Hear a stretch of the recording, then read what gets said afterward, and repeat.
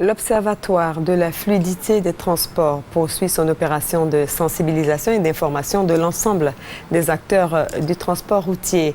Pour sa troisième sortie, c'est l'axe Abidjan-Bamako et Abidjan-Ouagadougou qui a été visité par les membres de cet observatoire. Noël Niagno pour les détails. Pogo, la porte d'entrée nord-est de la Côte d'Ivoire. L'allée Rabat, l'autre entrée, celle du nord-ouest.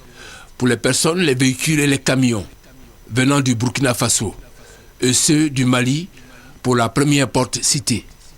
Ils constituent les deux terminaux des corridors Abidjan-Bamako et Abidjan-Ouagadougou.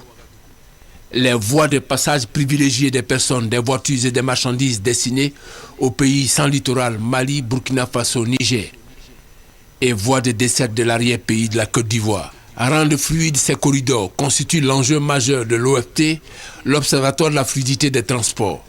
4 jours durant, les principaux responsables de l'institution, les transporteurs, les éléments des FRC, Forces républicaines de Côte d'Ivoire, de la gendarmerie, de la police des eaux et forêts ont parcouru ces corridors.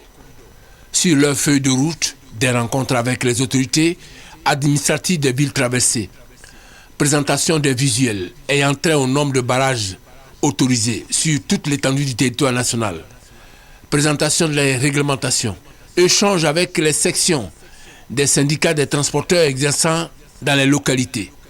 Écoute, quelquefois, des mises au point sont faites. Là, ce sont des récriminations qui sont recueillies. Constat aussi de l'état de dégradation avancée de la chaussée. Finalité de tout cela, rendre fluide le transport des personnes et des biens sur le territoire national et aider ainsi à corriger l'image de la Côte d'Ivoire mal classée dans la sous-région, voire dans le monde, pour ces pratiques anormales sur les routes.